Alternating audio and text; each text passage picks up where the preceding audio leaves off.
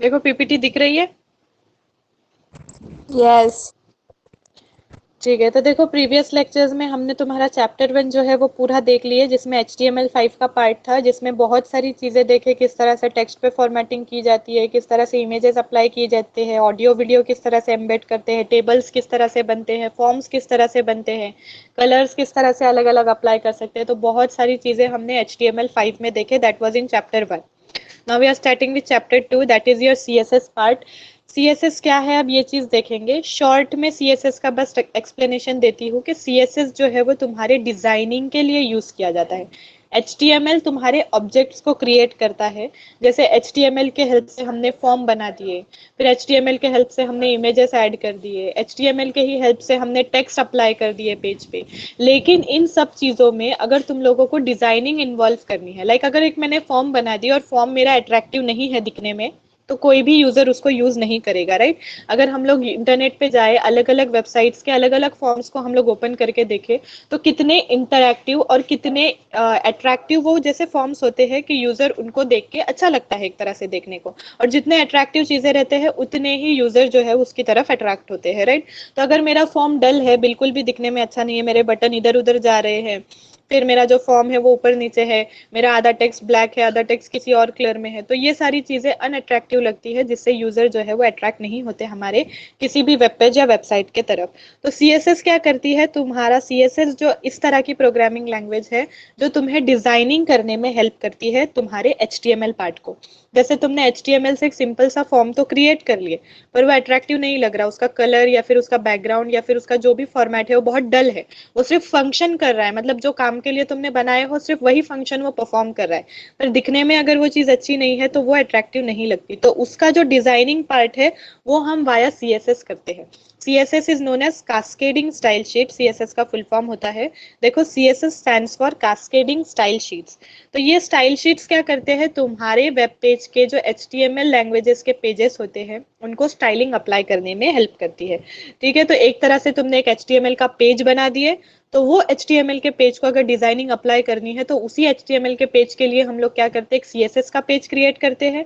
फिर वो CSS के पेज को HTML पेज के साथ लिंक करते हैं। ये लिंक किस तरह से किया जाता है ये आगे देखेंगे सारी चीजें हम लोग। तो उसको लिंक करने के बाद फिर क्या करते हैं हम लोग, उसके अंदर जो भी डिजाइनिंग अप्लाई करेंगे वो तुम्हारे HTML पेज पे अप्लाई होगी, यानी तुम्हारे आउटपुट या फिर तुम्हारे वेब पेज पे नजर आएगी। तो ये होता है काम CSS का। CSS तुम खुद अकेले यूज करके कोई वेबसाइट नहीं क्रिएट करते, तुम लोग उस CSS को HTML के साथ यूज करके फिर उसको वेबसाइट क्रिएट करने में यूज करते हो। ठीक है, फिर देखो CSS describes how HTML elements are to be displayed on screen, paper or in other media. तो ये डिस्क्राइब करती है कि किस तरह से HTML एलिमेंट्स को तुम लोग डिजाइनिंग दे सकते हो या किस तरह से डिस्प्ले कर सकते हो। लाइक अगर मुझे बैकग्राउंड कलर चेंज करना है मेरे पेज का, तो with the help of CSS में कर सकती हूँ। अगर टेक्स्ट का कलर मुझे चेंज करना है तो with the help of CSS में कर सकती हूँ। अगर मुझे मेरी इमेज को छोटा बड़ा करना है या फिर मेरे वीडियो की साइज को छोटा बड़ा करना है, तो with the help of CSS वो भी चीज मैं कर सकती हूँ। ठीक है, तो बहुत सारी चीजें जो है वो तुम अप्लाई कर सकते हो with the help of CSS, that is complete designing HTML की with the help of CSS तुम लोग कर सकते हो। CSS saves a lot of work. It can control the layout of multiple web pages all at once. External style sheets are stored in CSS files. तो देखो ये बहुत सारा वक्त हमारा बचाता है। सपोज एक वेबसाइट तुम लोगों ने क्रिएट किए हो जिसमें 100 पेजेस तुम लोगों ने क्रिएट किए, 100 पेजेस जो अलग अलग वेब पेजेस तुम्हारे डिस्प्ले होंगे वेबसाइट के ऊपर, तो उसके लिए 100 पेजेस की कोडिंग तुम्हारी हुई है। ठीक है, तो अगर तुम लोगों को 100 पेजेस को डिजाइनिंग देनी है और उसके लिए तुमने सपोज CSS नहीं यूज किए, तुम लोग हर इंडिविजुअल पेज पे जाके उसको डिजाइनिंग देने की कोशिश कर रहे हो, तो ये बहुत ही हेक्टिक वर्क हो जाएगा कि 100 पेजेस को डिजाइनिंग देने के लिए हर एक पेज को विजिट करो, हर एक पेज के एलिमेंट या फिर टैग को ओपन करके उसमें कलर ऐड करो, साइज ऐड करो। ठीक है, तो ये बहुत ही ज्यादा हेक्टिक वर्क हो जाता है, जिससे बहुत ज्यादा टाइम लॉस होता है तुम्हारा।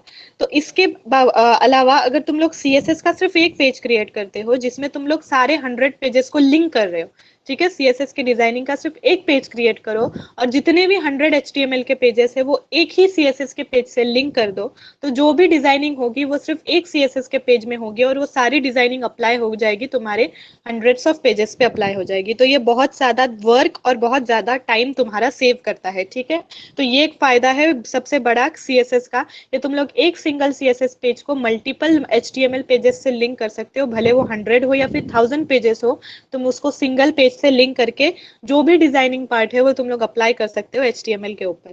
तो इंडिविजुअली तुमको हर एचटीएमएल पेज विजिट करके उसके ऊपर जो डिजाइनिंग है वो एडिट करने की जरूरत नहीं पड़ेगी। तो ये तुम्हारा लॉट ऑफ वर्क बचाता है एज वेल एज तुम्हारा लॉट ऑफ टाइम सेव करता है। उसके बाद देखो नीचे के स्लाइड में सीएसएस का सिंटैक्स दिख रहा है कि किस तरह से सीएसएस को अप्लाई करते हैं हम लोग एचटीएमएल के अंदर। तो देखो सीएसएस सिंटैक्स दिया हुआ है, उसके अंदर दो चीजें इंपॉर्टेंट दी हुई है। First is selector and the second one is declaration. तो देखो ग्रीन लाइन में जो भी टेक्स्ट लिखा हुआ है उसके ऊपर H1 के ऊपर लिखा हुआ है सिलेक्टर, एंड उसके बाद जो तुम्हारा डिक्लेरेशन पार्ट है एक लंबा ग्रीन जो दिया हुआ है पैच, उसके ऊपर तुम लोगों को डिक्लेरेशन पार्ट दिख रहा है। तो दो डिक्लेरेशन दिए हुए हैं, तो दो ही चीजें इंपॉर्टेंट होती है, तुम्हारा सिलेक्टर और डिक्लेरेशन तुम्हारे सिंटैक्स के अंदर। ठीक है, तो अब सिलेक्टर देखो H1 के ऊपर सिलेक्टर लिखा हुआ है ना, व्हाट इज H1। अब तुम लोग सोचोगे कि सीएसएस में अगर हम लोग डिजाइनिंग HTML पे अप्लाई किस तरह से होगी, तो हम लोग क्या करते हैं HTML में जो भी एलिमेंट्स हमने या फिर जो भी टैग्स हमने लगाए उसका जो नाम रहता है वो हमको क्या करना रहता है, CSS में लिखना रहता है। जैसे अगर तुम लोगों ने HTML के अंदर एक हेडिंग दी है H1 हेडिंग, और H1 हेडिंग के अंदर तुमने लिखे this is the new heading. ठीक है, ये एक टेक्स्ट हमारे स्क्रीन पे नजर आ रहा है, तो वो टेक्स्ट क्या नजर आएगा स्क्रीन पे, this is a new heading. ठीक है, लेकिन वो H1 टैग के अंदर है, राइट, वो चीज स्क्रीन पे नजर नहीं आती। तो तुम लोग CSS में क्या करोगे, तुम लोग वो H1 को क्या करोगे CSS में लिखोगे, क्योंकि तुम ऑलरेडी CSS को HTML से लिंक कर चुके हो। लिंक किस तरह से करेंगे वो बाद में बताऊंगी, फर्स्ट किस तरह से एलिमेंट्स प्लेस किए जाते हैं वो देखो। H1 जो तुमने HTML में लिखे हो वो H1 टैग को तुम कहाँ पे लिखोगे, CSS में लिखोगे। फिर उसके बाद कर्ली ब्रैकेट को ओपन करोगे, जहां जैसे यहाँ पे ग्रीन पैच में ओपन हुआ है। H1 के बाद क्या करोगे, कर्ली ब्रैकेट को ओपन करोगे। तो H1 क्या है, तुम्हारा सिलेक्टर है, मतलब वो HTML में से एलिमेंट को सिलेक्ट कर रहा है कि किस एलिमेंट पे तुमको एडिटिंग या फिर डिजाइनिंग अप्लाई करनी है। ठीक है, तो वो एलिमेंट को यहाँ पे लिखना है तुमको। अगर मुझे पैराग्राफ पे एडिटिंग अप्लाई करनी है या डिजाइनिंग अप्लाई करनी है, तो अगर मेरे HTML में पैराग्राफ टैग मैंने अप्लाई की हूँ तो मैं P टैग यहाँ पे लगाऊंगी। ठीक है, तो मेरा सिलेक्टर क्या हो गया, P हो गया। Why, because I am applying all the designing on that P tag. उसके अलावा अगर मुझे किसी और एलिमेंट पे मुझे डिजाइनिंग अप्लाई करनी है, लाइक अगर होल बॉडी पे अप्लाई करनी है, HTML में हम लोग बॉडी टैग ओपन करते हैं, राइट, और सारा जो मेन मटेरियल रहता है वो बॉडी पार्ट में ही इन्वॉल्व करते हैं हम लोग। अगर मुझे पूरे बॉडी पे अगर डिजाइनिंग अप्लाई करनी है तो मैं यहाँ पे H1 की जगह क्या लिखूंगी, बॉडी अप्लाई कर दूंगी।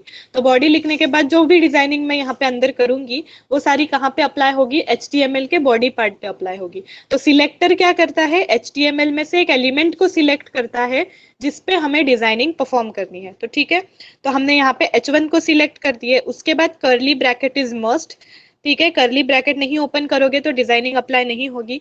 कर्ली ब्रैकेट ओपन कर देने के बाद अब ये हेडिंग है, तो हेडिंग पे मैं ज्यादा से ज्यादा क्या कर सकती हूँ, वो हेडिंग बोले तो टेक्स्ट है, तो टेक्स्ट के ऊपर मैं कलर चेंज कर सकती हूँ टेक्स्ट का, और उसका फॉन्ट साइज बड़ा या छोटा कर सकती हूँ। ठीक है, तो अब मैं कलर क्या यहाँ पे क्या अप्लाई कर रही हूँ, ब्लू। तो देखो कर्ली ब्रैकेट ओपन करने के बाद कलर और कोलन देना है।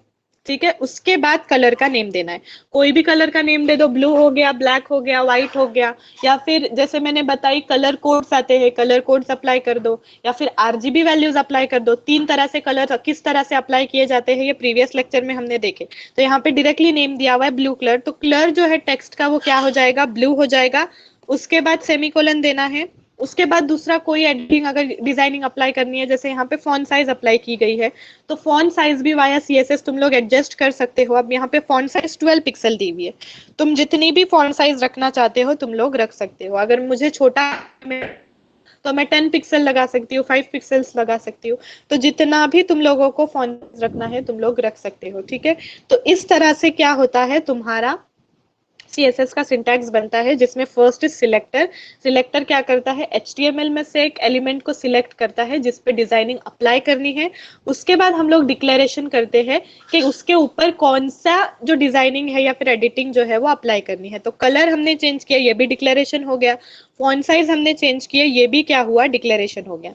नीचे देखो प्रॉपर्टी और वैल्यू दिख रही है, तो कलर क्या है, प्रॉपर्टी है, मतलब कलर चेंज नहीं होगा। अगर तुम्हें कोई और भी कलर अप्लाई करना है तो प्रॉपर्टी वही रहेगी, कलर, कलर के बाद वो कलर का नाम लिखना है, ठीक है। वैल्यू चेंज हो सकती है, जैसे यहाँ पे अगर वैल्यू ब्लू दी हुई है तो अगर मुझे ब्लैक करनी है तो वैल्यू चेंज होगी, राइट। या फिर मैं RGB वैल्यू दे रही हूँ तो वैल्यू को चेंज करूंगी मैं, प्रॉपर्टी चेंज नहीं होती। अगर मुझे कलर अप्लाई करना है तो मुझे कलर की ही प्रॉपर्टी यूज करनी है, उसके बाद मुझे जो भी वैल्यू डालनी है वो मैं डाल सकती हूँ। उसी तरह से फॉन्ट साइज क्या हो गई, प्रॉपर्टी हो गई, प्रॉपर्टी एज इट इज रहेगी। जब भी मुझे फॉन्ट साइज चेंज करना रहेगा मुझे यही प्रॉपर्टी लगानी है। मैं वैल्यू को चेंज कर सकती हूँ, लाइक यहाँ पे 12 पिक्सल्स दिया हुआ है तो मैं उसको 13, 14, 15 या फिर 10 पे ला सकती हूँ, ठीक है। तो मैं वैल्यू को चेंज कर सकती हूँ, मैं प्रॉपर्टी चेंज नहीं कर सकती। तो ये होता है CSS सिंटैक्स, जिसमें दो इंपॉर्टेंट चीजें हैं, first is your selector, second one is your declaration.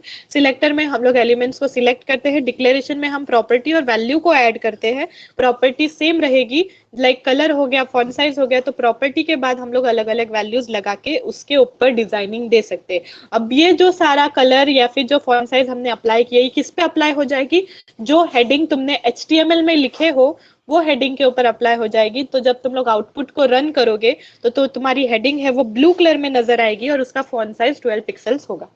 तो ये तुम्हारा CSS है जो तुम्हारे HTML में एडिटिंग के लिए हेल्प करता है। यहाँ तक क्लियर है?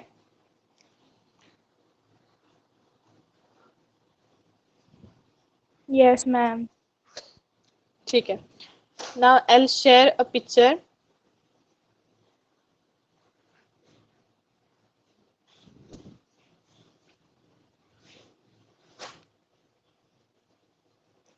देखो पिक्चर दिख रही है स्क्रीन पे? Yes. ठीक है, तो देखो नेक्स्ट तुम्हारा जो सिलेबस टॉपिक है वो है तुम्हारा सिलेक्टर्स। ना what are selectors in CSS। CSS में सिलेक्टर्स को किस तरह से यूज करते हैं वो चीज देखेंगे। यहाँ पे देखो दो तरह के सिलेक्टर्स बताए गए हैं, that is your ID selector and your class selector.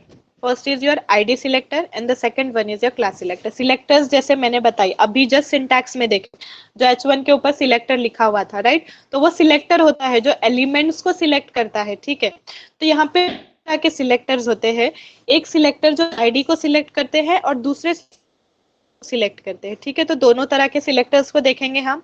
तो first one is your ID selector. The ID is used to identify the attribute of an HTML tag. It should be unique. In order to identify the tag, we specify hash followed by ID. The following is the style defined by ID P1. तो देखो ID selectors वो होते हैं जो directly एक ID को उठा के CSS में रख देते हैं। जैसे अभी जस्ट सिंटैक्स में देखे H1, तो H1 क्या था, तुम्हारा ID था जिसको डायरेक्टली उठा के तुमने कहाँ पे प्लेस कर दिया, CSS में प्लेस कर दिया। तो जब तुम लोग ID सिलेक्टर्स की बात कर रहे हो वहां पे क्या हो रहा है, CSS कर रहा है डायरेक्टली HTML में जो भी IDs है वो IDs को उठा के CSS में प्लेस कर देंगे। उसके बाद कर्ली ब्रेस ओपन करके हम लोग क्या करेंगे, उसके अंदर जो डिजाइनिंग है वो करेंगे। तो जब भी तुम लोग ID सिलेक्टर्स का यूज करते हो तो हैश लगाना कंपलसरी, ठीक है। हैश लगाने के बाद वहां पे जो भी आईडी है, जैसे P1, अब यहाँ पे P1 क्या है, तुम्हारा फर्स्ट पैराग्राफ, पैराग्राफ 1। तो यहाँ पे आईडी मैंने क्या लगाई, हैश P1। तो जो भी तुम लोग यहाँ पे एडिटिंग या फिर डिजाइनिंग डालोगे वो तुम्हारे फर्स्ट पैराग्राफ पे अप्लाई होगी, जो भी P1 तुम HTML में डिक्लेयर कर चुके हो वहां पे। तो अब यहाँ पे टेक्स्ट अलाइन देखो क्या हुआ है, सेंटर हो गया और कलर रेड हो गया। टेक्स्ट अलाइन क्या करेगा, टेक्स्ट को सेंटर में प्लेस करेगा। यहाँ पे अगर राइट देते पोजीशन तो टेक्स्ट तुम्हारा राइट में प्लेस हो जाता, उसी तरह से लेफ्ट देते तो लेफ्ट में प्लेस होता था, टॉप देते तो टॉप में प्लेस हो जाता, बॉटम देते तो बॉटम में प्लेस हो जाता। तो तुम लोग स्क्रीन के किसी भी पोजीशन में कॉर्नर में तुम लोग टेक्स्ट को अप्लाई कर सकते हो। यहाँ पे सेंटर दिया हुआ है, दैट मीन्स जो तुम्हारा पैराग्राफ रहेगा ये सेंटर में प्लेस होगा, ठीक है। तो ये आईडी के थ्रू होता है, तो these are called as ID selectors. उसके बाद देखो क्लास सिलेक्टर्स आते हैं। Now what is class selector? It is used to select the element by the class attribute. It is defined by starting the double inverted followed by the class name. तो देखो कभी कभी हम लोग HTML के अंदर क्लास को declare करते हैं, डायरेक्टली जो सबसे सिंपलेस्ट फॉर्म होता है वो आईडी सिलेक्टर ही होता है, क्योंकि तुम लोग HTML में से डायरेक्टली आईडीज को उठा के प्लेस कर देते हो। लेकिन क्लास सिलेक्टर भी कभी कभी हम लोग यूज करते हैं। तो क्लास सिलेक्टर क्या करता है, तुम्हारा जो क्लास तुमने डिफाइन किए हो उस क्लास को, वो क्लास कोई भी हो सकती है, जैसे तुमने अगर बॉडी में कोई क्लास डिफाइन किए हो जिसके अंदर तुम लोग कोई डिवीजन क्रिएट कर रहे हो तो वो एक क्लास हो गई। उसके अलावा अगर हेडर पार्ट में तुम लोग कोई क्लास डिफाइन कर रहे हो जिसमें हेडर के अंदर अलग अलग सेक्शंस तुम लोग डाल रहे हो तो वो एक क्लास हो गई। तो तुम लोग क्या करोगे, सिंपली उस क्लास का नेम उठा के CSS में लिखोगे और फिर उसके अंदर जो भी कर्ली ब्रैकेट के अंदर तुम लोग जो एडिटिंग या फिर डिजाइनिंग डालोगे वो कहाँ पे अप्लाई होगी, तुम्हारे क्लास के अंदर। ठीक है, ये हुआ तुम्हारा क्लास सिलेक्ट। देखो यहाँ पे एग्जांपल दिया हुआ है .ce। तो क्लासेस जब भी तुम लोग लगाते हो तो ये डॉट से सिंबलाइज होती है, नॉट डबल इन्वर्टेड, सॉरी, वो डॉट से सिंबलाइज होती है .ce। ठीक है, तो .ce ये क्लास का नाम हुआ तुम्हारा। फिर उसके बाद तुम लोग क्या करोगे, कर्ली ब्रैकेट को ओपन करोगे। कर्ली ब्रैकेट ओपन करने के बाद अब यहाँ पे जो भी डिजाइनिंग तुम लोग अप्लाई करोगे वो तुम्हारे क्लास के ऊपर अप्लाई होगी। जैसे टेक्स्ट अलाइनमेंट यहाँ पे सेंटर दिया हुआ है तो सेंटर में टेक्स्ट अप्लाई होगा। कलर यहाँ पे रेड दिया हुआ है तो रेड कलर में आ जाएगा। तो सेंटर टेक्स्ट अलाइनमेंट का कोई भी पोजीशन लिख सकते हो और कलर भी कोई भी पोजीशन का लिख सकते हो। उसके अलावा यहाँ पे तुम लोग फॉन्ट साइज भी दे सकते हो। ठीक है, फॉन्ट का नेम भी दे सकते हो। तो बहुत सारी चीजें तुम लोग वाया CSS एक टेक्स्ट के ऊपर अप्लाई कर सकते हो। तो ये था अलग अलग तरह के सिलेक्टर्स के किस तरह से तुम लोग सिलेक्टर्स की हेल्प से एडिटिंग कर सकते हो या फिर डिजाइनिंग कर सकते हो। तो दो ही तरह के हैं और उसमें सबसे सिंपलर जो है वो आईडी सिलेक्टर होता है, क्योंकि तुम लोग डायरेक्टली जो आईडी है उसको उठा के CSS में प्लेस कर दो। जैसे P टैग हो गया, H टैग हो गया, बॉडी टैग हो गया, हेड टैग हो गया, तो उस पर डायरेक्टली तुम लोग क्या है एडिटिंग या फिर डिजाइनिंग कर सकते हो। उसके बाद देखो नेक्स्ट सिलेबस टॉपिक है तुम्हारा inserting CSS in HTML। Now how you can insert your CSS in your HTML document. तो इसके भी तीन तरह के मेथड्स होते हैं।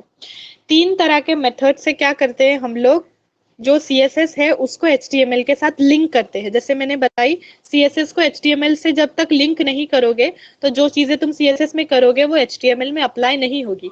तो उसके पहले तुमको CSS डॉक्यूमेंट को HTML डॉक्यूमेंट से लिंक करना पड़ता है। तो ये लिंक करने के भी तीन तरह के मेथड्स होते हैं, देखो नीचे दिए हुए।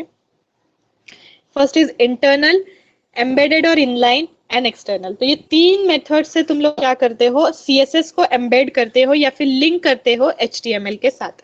तो फर्स्ट देखेंगे इंटरनल स्टाइल शीट। इंटरनल का क्या मेथड है, it can be used in an individual page to apply the style specifically in that page. It is applied by using the style tag inside the head tag.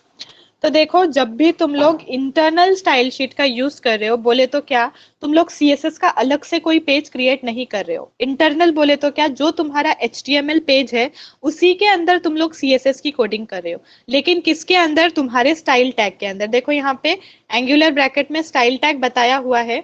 तो ये जो style tag है इसके help से इसको open करोगे। ये open हो जाने के बाद इसके अंदर जो भी CSS की कोडिंग, जैसे ऊपर देखे हमने उस टाइप में जो भी CSS की कोडिंग है वो तुम स्टाइल टैग के अंदर करोगे एंड देन स्टाइल टैग को क्लोज कर दोगे। किस तरह से क्लोज करना है, /style। ठीक है, तो ये क्लोजिंग वाला मेथड तो पता है तुम लोगों को। तो इसको बोलते हैं हम लोग इंटरनल स्टाइल शीट। मतलब क्या, तुम लोग CSS का कोई अलग से पेज नहीं क्रिएट कर रहे हो, तुम लोग सेम HTML पेज के अंदर CSS को इन्वॉल्व कर रहे हो, बट उसके अंदर स्टाइल टैग लगा के तुम लोग उसको इन्वॉल्व कर रहे हो। तो this is called as internal style sheet. तो देखो नीचे एग्जाम्पल दिया हुआ है, HTML का कोडिंग दिया हुआ है, हेड टैग ओपन हुआ, हेड टैग के अंदर तुम लोग क्या करोगे, स्टाइल टैग को लगाओगे। फिर स्टाइल टैग के अंदर क्या कर रहे हैं हम लोग, CSS की कोडिंग कर रहे हैं। जैसे बॉडी हो गया, बॉडी जैसे हमने डायरेक्टली बॉडी वाली आईडी उठा के यहाँ पे लिख दिए, फिर कर्ली ब्रैकेट लगा दिए, फिर बैकग्राउंड कलर ब्लू दे दिए। तो जो भी बॉडी का बैकग्राउंड कलर रहेगा वो कौन से कलर में हो जाएगा, ब्लू कलर में हो जाएगा। फिर उसके बाद देखो नेक्स्ट पिक्चर में दिखाया है H1। फिर मैंने दूसरी आईडी सिलेक्ट की H1। अब H1 मतलब मेरी हेडिंग थी, तो हेडिंग के अंदर मैं कलर मरून अप्लाई कर रही हूँ। मार्जिन जो है उसकी 40 पिक्सल टू लेफ्ट में कर रही हूँ, मतलब लेफ्ट में 40 पिक्सल मार्जिन देके फिर मेरा टेक्स्ट नजर आएगा। तो ये तरह की चीजें तुम लोग CSS में अप्लाई कर सकते हो। फिर ये जो मैंने डिजाइनिंग की उसके बाद मैंने स्टाइल टैग को क्लोज कर दी, दैट इज /style से, और लास्ट में मेरा हेड टैग क्लोज हुआ। फिर मतलब क्या कि तुम जो सारी चीजें हैं ये कहाँ पे अप्लाई कर रहे हो, तुम्हारे CSS के अंदर, HTML के अंदर CSS टैग को अप्लाई करके, दैट इज स्टाइल टैग देके तुम लोग चीजों को स्टाइल कर रहे हो। तो this is called as internal style sheet. अब उसके बाद देखो सेकेंड है एम्बेडेड और inline. Now what is inline style sheet वो देखेंगे। This is mainly used to apply unique style for a single element. In order to apply the specific style we need to assign values to the style attribute of the individual element. अब देखो inline क्या करता है, एक ही line में तुम्हारे style को apply कर देता है। मतलब एक ही लाइन तुम लोग लगा दो, एक लाइन बोलो, उसके अंदर सारी स्टाइलिंग एक साथ अप्लाई कर दो और फिर उसको टैग को क्लोज कर दो। तो ये इनलाइन या फिर एम्बेडेड स्टाइल शीट होता है। हमने इंटरनल में क्या देखे, हमने HTML पेज के ही अंदर स्टाइल टैग को ओपन करके हमने क्या किए, जो सारी CSS की कोडिंग थी वो की HTML के ही अंदर। लेकिन इनलाइन क्या करता है, इनलाइन भी HTML के ही अंदर ओपन होता है, लेकिन वो एक ही लाइन में सारा कोडिंग जो है कर रहा है। जैसे एग्जांपल में देखो, जैसे मेरा हेडिंग टैग ओपन हुआ तो मैंने हेडिंग टैग के अंदर ही स्टाइल अप्लाई कर दी। लाइक अगर मुझे हेडिंग टैग पे स्टाइलिंग अप्लाई करना है तो मैंने उसको अलग से स्टाइल टैग ओपन करके फिर वो हेडिंग टैग की ID लगा के फिर उसके अंदर मैंने सारी एडिटिंग नहीं की हो। यहाँ पे सिर्फ डायरेक्टली H1 खुला, H1 के बाद स्टाइल एट्रीब्यूट लगा के इज इक्वल्स टू जो भी H1 पे जितनी भी स्टाइलिंग अप्लाई करनी है वो सारी कोलन ब्लू, फिर सेमीकोलन, फिर margin left is equals to 30 pixel, ठीक है, फिर सेमीकोलन, और ये सारी चीजें डबल इन्वर्टेड कॉमा में तुम लोगों को प्लेस करनी है, फिर एंगुलर ब्रैकेट क्लोज हो जाएगा। तो जो दिस इज अ हेडिंग वाला टेक्स्ट तुमको दिख रहा है, वो टेक्स्ट जब तुम लोगों का आउटपुट में तुम लोगों को नजर आएगा तो उसका कलर ब्लू रहेगा और लेफ्ट से उसकी 30 पिक्सल मार्जिन छोड़ी हुई रहेगी और फिर वो टेक्स्ट नजर आएगा। ठीक है, जैसे देखो नीचे आउटपुट में नजर आ रहा है। तो इन लोगों ने तो ब्लैक दिए because this print is black and white, तो जब हेडिंग तुम्हारी नजर आएगी तो वो ब्लू कलर में नजर आएगी। ठीक है, तो ये सारी चीजें तुम लोग इनलाइन में करते हो, एम्बेडेड स्टाइल शीट में करते हो। मतलब क्या, तुम लोग ना तो अलग से कोई पेज क्रिएट कर रहे हो, ना तो अलग से तुम लोग कोई स्टाइल टैग क्रिएट करके उसमें CSS अप्लाई कर रहे हो। तुम लोग सिंपली जो ID है तुम्हारा, जो टैग है, उसी के अंदर स्टाइल एट्रीब्यूट को ओपन करके डबल इन्वर्टेड के अंदर जो भी कलर या जितना भी मार्जिन या फिर जितना भी फॉन्ट साइज तुमको देना है वो डायरेक्टली तुम लोग उसी टैग के अंदर अप्लाई कर रहे हो। तो this is called as embedded और इनलाइन स्टाइल शीट। उसके बाद देखो थर्ड टाइप का जो स्टाइल शीट होता है वो होता है एक्सटर्नल। अब नाम से ही समझ में आ रहा है external. The external file can be use to apply the style in the entire website. Any changes can be made in the external file which is applied to the website directly. तो तुम लोग यहाँ पे external में क्या करते हो, अलग से एक पेज क्रिएट करते हो। ना तो तुम HTML में स्टाइल टैग देके कुछ कर रहे हो, ना तो तुम लोग इनलाइन वाला कुछ यूज कर रहे हो। तुम लोग HTML में कोई छेड़छाड़ नहीं कर रहे, तुम लोग अलग से पूरा CSS का एक डिफरेंट पेज क्रिएट कर रहे हो। फिर वो CSS के पेज को तुम लोग लिंक कर रहे हो उस HTML पेज से। तो नॉर्मली इस तरह का जो एक्सटर्नल स्टाइल शीट है वो कब यूज करते हैं, जब तुम लोग बड़ी के बड़ी वेबसाइट क्रिएट कर रहे हो। तो अगर वेबसाइट में 50 पेजेस है, 100 पेजेस है, तो सारे पेजेस को एक ही पेज क्रिएट करके डिजाइनिंग अप्लाई कर सकते हो। दैट मीन्स एक ही CSS का पेज बनाओ, वो एक ही CSS के पेज को 100 पेजेस से लिंक कर दो, तो जो भी डिजाइनिंग तुम लोग CSS में करोगे वो सारी अप्लाई हो जाएगी तुम्हारे वो हंड्रेड्स ऑफ पेजेस पे। तो इसको बोलते हैं एक्सटर्नल स्टाइल शीट, जो कि तुम लोग एक अलग से CSS का पेज क्रिएट कर रहे हो और पूरी जो डिजाइनिंग है वो अलग से CSS के पेज पे तुम लोग डाल रहे हो और फिर उस पेज को लिंक कर रहे हो HTML पेज के साथ। तो देखो यहाँ पे एग्जांपल दिया हुआ है mystylesheet.css। तो ये क्या है, एक अलग से तुम्हारा CSS पेज का नाम है, ये एडिटिंग नहीं है कोई। ये mystylesheet.css, जैसे हम लोग .html से चीजों को सेव करते हैं, ये चीज मैंने नहीं बताई हो शायद। जब भी तुम तुम्हारे HTML डॉक्यूमेंट को नोटपैड में टाइप करोगे, जैसे प्रोग्राम टाइप करते थे ना पाइथन एंड ऑल में, तो जब भी तुम लोग जैसे पाइथन के .py से सेव होते थे तुम्हारे फाइल्स, तो कोई अगर HTML प्रोग्राम टाइप करोगे तो वो हमेशा .html से सेव होगा। ठीक है, और हमेशा ये नोटपैड में टाइप किए जाते हैं। तुम लोग नॉर्मल नोटपैड यूज करो या नोटपैड++ यूज करो, HTML के प्रोग्राम्स नोटपैड में टाइप होंगे। और भी सॉफ्टवेयर आते हैं, लेकिन प्रैक्टिकली जब देखेंगे तब नोटपैड में करके देखेंगे।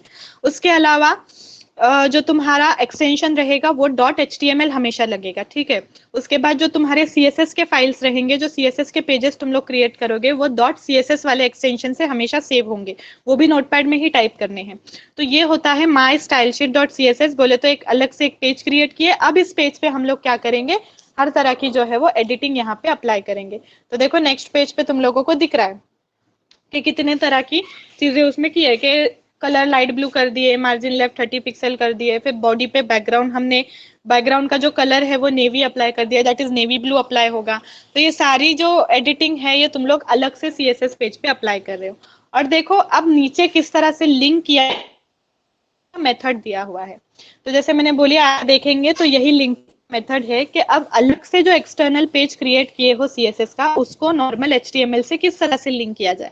तो देखो एक बोल्ड में लाइन दी हुई है, एंगुलर ब्रैकेट ओपन हुआ, एंगुलर ब्रैकेट में दिया हुआ है link REL is equals to style sheet, double inverted में वाई स्टाइल शीट, बिकॉज जो लिंक कर रहे हो किसको लिंक कर रहे हो, स्टाइल शीट को लिंक कर रहे हो।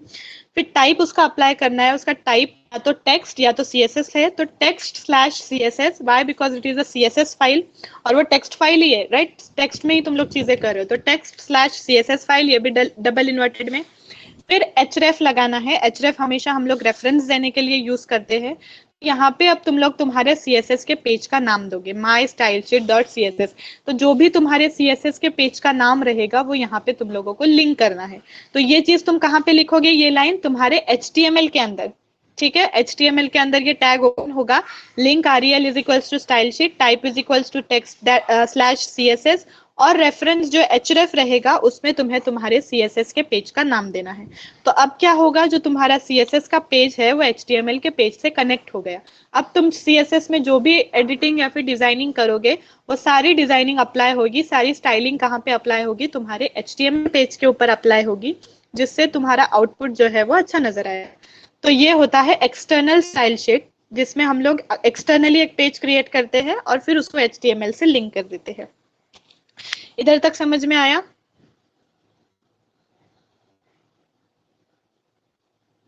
Is it clear till here? Yes, ma'am. ठीक है।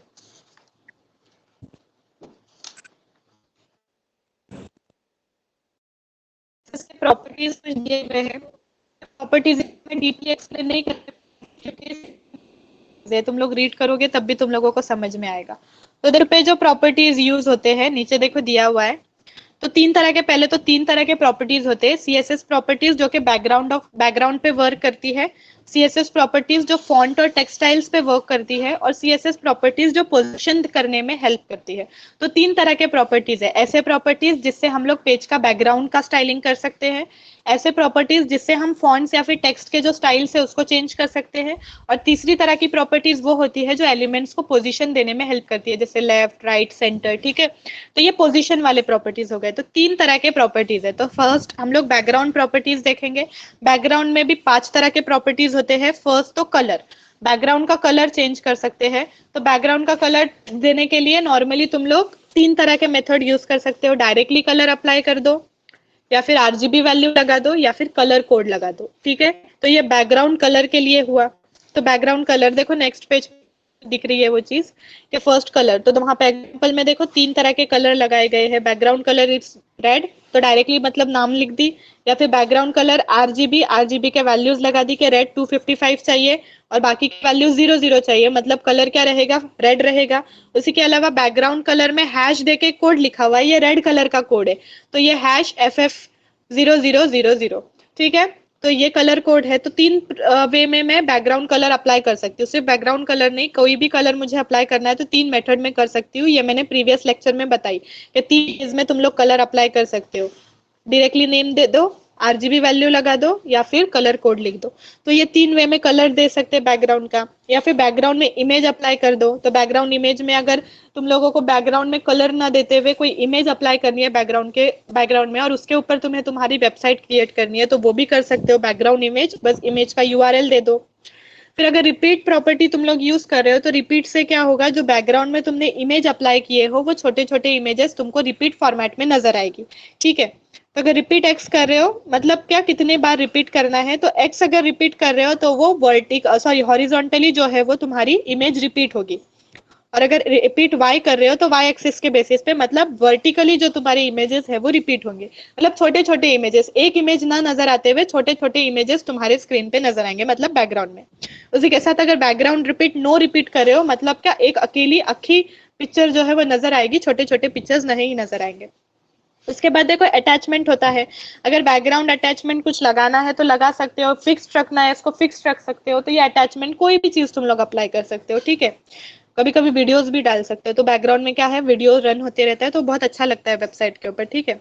उसके बाद पोजीशन देने के लिए क्या करते हो तुम लोग, पोजीशन के अंदर तुम लोग पोजीशन बैकग्राउंड की जो है वो सेट करोगे कि तुम लोगों को क्या पोजीशन चाहिए, टॉप की चाहिए, बॉटम की चाहिए, राइट साइड चाहिए, लेफ्ट साइड चाहिए, सेंटर्ड चाहिए। तो ये पोजीशन वाला प्रॉपर्टी हुआ जिससे तुम लोग एलिमेंट को पोजीशन करते हो। तो फर्स्ट चीज हमने देखे कि कलर प्रॉपर्टी से हम क्या करते हैं, कलर अप्लाई करते हैं बैकग्राउंड में। फिर इमेज प्रॉपर्टी से हम लोग इमेजेस अप्लाई करते हैं बैकग्राउंड में। रिपीट प्रॉपर्टी जो है ये रिपीट क्या करता है, अलग अलग चीजें रिपीट, कैसे इमेजेस रिपीट किस तरह से होगी, तो एक्स एक्सिस के वे में, वाई एक्सिस के वे में, और नो रिपीट बोले तो रिपीट नहीं होगी। उसके बाद attachment and then last comes position, position set करने के लिए। ठीक है, यहाँ तक चीजें समझ में आई? Yes, ma'am. ठीक है, क्या टाइम हो रहा है? ओके, 5 मिनट में 11:30. देखते हैं बाकी के चीजें, चैप्टर ओवर हो जाएगा फिर। ठीक है, एक ही पेज बचा है। Yes, उसके ma'am. बाद देखो, हाँ उसके बाद देखो फॉन्ट एंड टेक्सटाइल्स। अब फॉन्ट पे अगर कोई प्रॉपर्टी तुम लोगों को अप्लाई करनी है तो फॉन्ट पे किस तरह के प्रॉपर्टीज अप्लाई कर सकते हो, proper CSS properties to work with font and textiles. हमने अभी जस्ट बैकग्राउंड वाले प्रॉपर्टीज सारे देखे, उसके बाद हम लोग देखेंगे फॉन्ट एंड टेक्सटाइल्स। तो फॉन्ट और टेक्सटाइल्स पे जो प्रॉपर्टीज तुम लोग अप्लाई करते हो यहाँ पे देखो एग्जाम्पल में दी हुई है। तुम्हारी फॉन्ट थी, तो फॉन्ट जब तुम लोग अप्लाई करोगे तो देखो P style is equals to, अब यहाँ पे जो दी हुई है तो फॉन्ट पे तुम लोग अलग अलग स्टाइल दे सकते हो। पहले तो फॉन्ट फैमिली तुम लोग अप्लाई कर सकते हो। फॉन्ट फैमिली बोले तो टेक्स्ट का नाम, कौन सा नाम चाहिए, जैसे वर्ड में बहुत सारे टेक्स्ट के टाइप्स होते हैं राइट, तो वो सारे नाम तुम लोग दे सकते हो। तो ये फॉन्ट टाइप हो गया, फिर फैमिली हो गई। उसके बाद फॉन्ट की स्टाइल तुम लोग सेट कर सकते हो, इटैलिक, फिर बोल्ड, अंडरलाइन, जो भी देना है वो दे सकते हो। फिर स्मॉल की स्टाइल जैसे स्मॉल कैप्स, लार्ज कैप्स, तो वो कैपिटल या फिर स्मॉल पे सेट हो जाता है। फिर फॉन्ट की स्टाइल में तुम लोग उसकी साइज भी सेट कर सकते हो, जैसे 20 पिक्सल, 30 पिक्सल, या फिर 12 पिक्सल, 10 पिक्सल, तुम लोग फॉन्ट के ऊपर अप्लाई कर सकते हो। उसके बाद देखो टेक्स्ट के ऊपर नीचे सेकंड नंबर पे टेक्स्ट दिख रहा है, तो टेक्स्ट के ऊपर भी अलग अलग चीजें तुम लोग अप्लाई कर सकते हो, जैसे टेक्स्ट को सेंटर में अलाइन कर सकते हो, राइट में, लेफ्ट में अलाइन कर, टेक्स्ट के ऊपर कलर अप्लाई कर सकते हो। तो देखो नीचे एग्जाम्पल में दिया हुआ है, कलर, बॉडी का जो कलर है वो रेड दिए हमने, ठीक है, मतलब क्या, जो भी बॉडी का कलर है वो रेड हो जाएगा।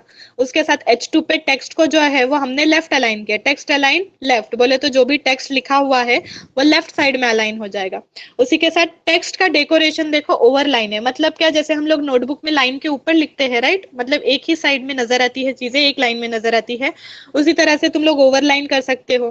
ठीक है, फिर उसके बाद अपर केस कर सकते हो, टेक्स्ट ट्रांसफॉर्म अपर केस बोले तो जितने भी तुम्हारा टेक्स्ट है वो पूरा अपर केस यानी कैपिटल लेटर्स में ट्रांसफॉर्म हो जाएगा।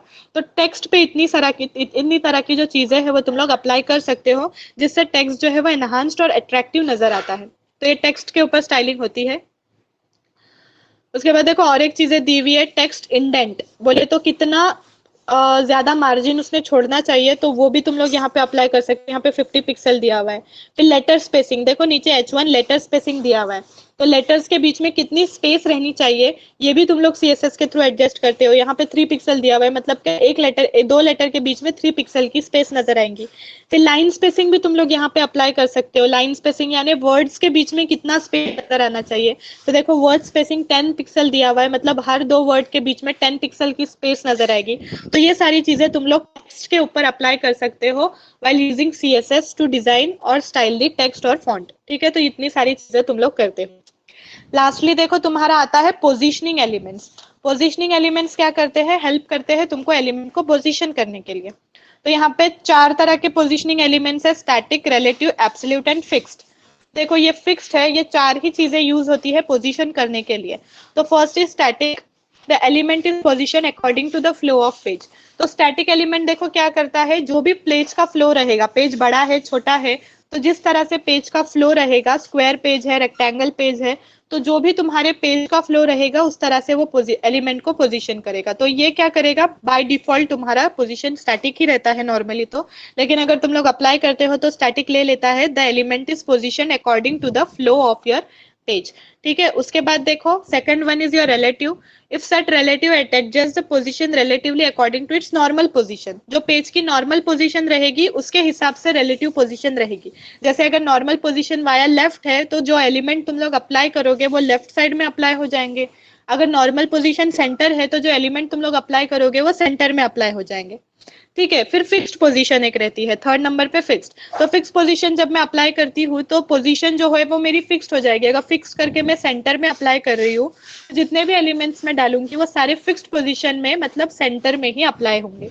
और उसके बाद आता है एब्सोल्यूट, फोर्थ नंबर पे। Element is position relative to the nearest position ancestor. तो एब्सोल्यूट बोले तो क्या, अगर मैंने एक एलिमेंट को लेफ्ट पे सेट की और दूसरे एलिमेंट का पोजीशन अगर मैं नहीं लगा रही हूँ, तो बाय डिफॉल्ट वो पोजीशन क्या करेगा, जो ऊपर वाले एलिमेंट की पोजीशन है उसी को वो बाय डिफॉल्ट कंसीडर करके खुद भी क्या हो जाएगा, लेफ्ट में अलाइन हो जाएगा। तो इसको बोलते हैं एब्सोल्यूट पोजीशन। अगर पोजीशन हम लोग एब्सोल्यूट पे एक ही बार सेट कर दे, तो जितने भी एलिमेंट्स तुम लोग डालोगे, अगर वो लेफ्ट साइड में अलाइन एक को कर रहे हो तो बाकी के सारे जो है वो भी लेफ्ट में अलाइन हो जाएंगे। अगर सेंटर में कर रहे हो तो बाकी के जितने एलिमेंट्स रहेंगे वो भी सेंटर में हो जाएंगे। अगर राइट तो बाकी के जितने एलिमेंट्स डालोगे वो भी राइट में अलाइन हो जाएंगे। तो this is called as absolute. तो चार तरह के पोजीशन होते हैं। First one was static, static के बाद आता है रिलेटिव, रिलेटिव के बाद आता है फिक्स्ड, और फिक्स्ड के बाद आता है एब्सोल्यूट। तो ये चार तरह के पोजीशनिंग एलिमेंट्स इन्वॉल्व करके तुम लोग सीएसएस के थ्रू एचटीएमएल एलिमेंट्स को पोजीशन दे सकते हो, ठीक है। इतना समझ में आया? Is it clear? Yes, ma'am, आया। तो यहाँ पे तुम लोगों का यूनिट 1 एंड हो गया है, यहाँ पे यूनिट खत्म। फर्स्ट चैप्टर एचटीएमएल भी खत्म, एचटीएमएल सबसे ज्यादा इंपॉर्टेंट है। उसके बाद सेकंड स्टाइलिंग वाला चैप्टर सीएसएस भी खत्म। सीएसएस का छोटा सा पार्ट देखे, किस तरह से फॉन्ट पे सीएसएस अप्लाई कर सकते हो, किस तरह से बैकग्राउंड अप्लाई कर सकते हो, किस तरह से सीएसएस को लिंक कर सकते हैं। 3 मेथड्स देखे सीएसएस को लिंक करने के, और सीएसएस का सिंटैक्स भी देखे। आई होप सारी चीजें क्लियर है। क्लियर है ये सारी चीजें? Yes, ma'am, clear है। तो ठीक है, आज का लेक्चर ये पे एंड करते हैं। चलो बाय बाय।